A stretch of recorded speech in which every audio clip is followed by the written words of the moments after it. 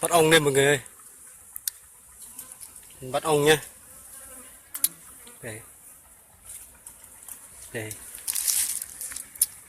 1, 2, 3, 4, 5, 6, 7, 8 nhé. Đây.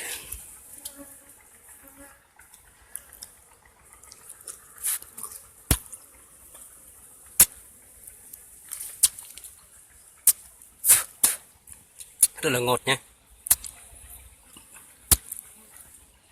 Bây giờ đào tiếp nhé.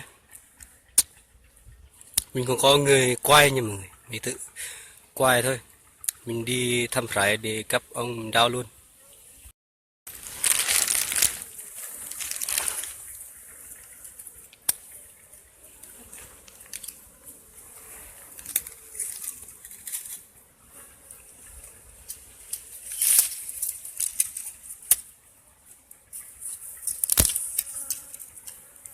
Bây giờ chắc hết rồi mọi người.